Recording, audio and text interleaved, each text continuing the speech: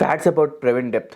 Pastor Praveen గారు తన నిర్లక్ష్యంతో తను ప్రమాదంలోకి నెట్టుకొని ప్రాణం మీదకు తెచ్చుకున్నాడు.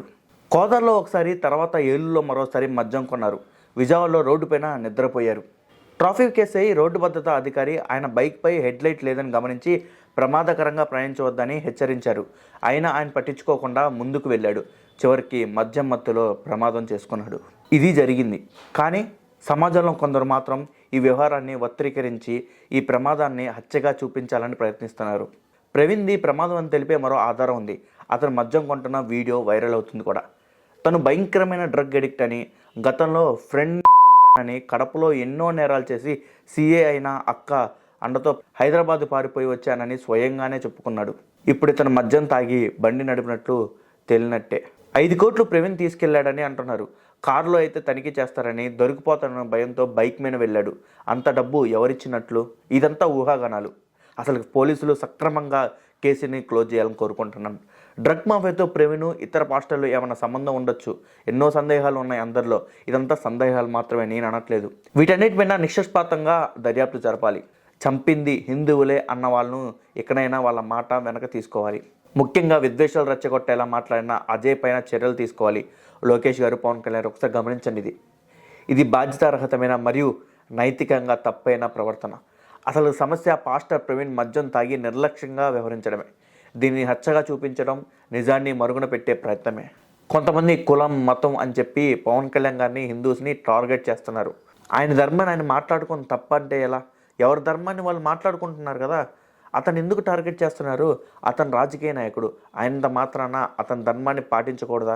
ఈ దేశంలో మతం ముసుగులో ఉన్న సెక్యులరిస్టులు ఉన్నారు. పాస్టర్ల ముసుగులో, సెక్యులరిస్ట్ ముసుగులో దాగున్నారు. ప్రవీణ్ హత్య చేయబడ్డాడని యూట్యూబర్లు అంబేద్కర్ పేరు పెట్టుకొని హిందువుల మీద తప్పుడు ప్రచారాలు చేస్తున్నారు. అంబేద్కర్ అభిమానం చెప్పుకునే చాలామంది యూట్యూబర్లు నిన్న మొన్న బయటపడ్డారు. నీది ఏ మతమో ఆ మతం గురించి చెప్పుకోవడం ఎప్పుడూ తప్పు కాదు. కానీ వేరే మతాన్ని కించపరచడం చాలా పెద్ద తప్పు. అయినా కానీ నాస్తిక ముసుగులో కానీ, లేకపోతే అంబేద్కర్ ముసుగులో కానీ మేము సెక్యులరిస్టులు అని చెప్పుకొని అంబేద్కర్ ఫోటో పెట్టుకొని హిందువుల్ని ఎందుకు టార్గెట్ చేస్తారు? అవును, నా మతం హిందూ మతం అని చెప్పుకుంటున్నాను కదా, మీరు కూడా చెప్పుకోండి. వీడియోలో మాట్లాడేటప్పుడు సెక్యులరిస్టులు, మా అంబేద్కర్ వాది, అది ఇదని నాస్తికులు అని చెప్తారు. కానీ రియాలిటీ చూస్తేనో, గ్రౌండ్ రియాలిటీ చూస్తే మీరు ఇలా క్రైస్తవ మతంలో దాని గురించి మాట్లాడుతూ ఉంటారు. అసలు ఎలా నమ్మాలి మిమ్మల్ని? అసలు నిజమైన సెక్యులరిస్ట్ అంటే అన్ని మతాన్ని ఒకేలాగా చూడటం, అంతేగాని ఒక మతాన్ని గౌరవించి ఇంకో మతాన్ని అగౌరవపరచడం కాదు. ప్రతి ఒక్కడు హిందూ మీద పడతాడు, హిందూ హిందూ హిందూ హిందూ అని. ఏది చేసినా హిందూనే. సరే, హిందూ దేశం ఎక్కువ మంది జనాలు ఉన్నారు కాబట్టి ప్రతి ఒక్కరు హిందూనే పడతారు. అయినా పాస్టర్ ప్రవీణ్ ఏమన్నా నీతి వాక్యాలు చెప్పాడా? వేరే మతాన్ని కించపరచలేదు. అసలు హిందూ మతాన్ని కించపరిస్తేనే పాస్టర్లు అవుతారని ఇతను చూసి నేర్చుకున్నారు పాస్టర్లు అందరూ అనిపిస్తుంది. నిజం చెప్పాలంటే నిజమైన పాస్టర్లు ఎవరు హిందూ మతాన్ని టచ్ కూడా చేయరు. చాలామంది ఉన్నారు నిజమైన పాస్టర్లు, నాకు తెలిసిన వాళ్ళు కూడా ఉన్నారు. కానీ కొంత పాస్టర్లు ఉంటారు, హిందూ మతాన్ని తిట్టి క్రైస్తవాన్ని లేపుతారు. అప్పుడు జనాలు వాళ్ళకి జేజేలు పలుకుతారు, వాళ్ళకి కావాల్సినంత డబ్బులు ఇస్తారని. సో నేను చెప్పేది ఏంటంటే, నిజమైన పాస్టర్లు, నిజమైన సేవకులు ఎవరు వేరే మతాన్ని కించపరచరు.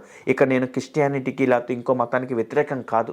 కానీ నేను చెప్పేది ఏంటంటే, ఎవరి ధర్మాన్ని వాళ్ళు పాటిద్దాం. మీ ధర్మాన్ని మీరు పాటించుకొని మా ధర్మాన్ని నేను పాటించుకుంటాను. కానీ అంబేద్కర్ అని పేరుతో, సోషలిస్ట్ అని పేరుతో, సెక్యులరిస్ట్ అని పేరుతో బయట ఒక మతానికి, యూట్యూబ్లోనో సెక్యులరిస్ట్గా, ఇది ఎందుకు ముసుగులో గుద్దులాట?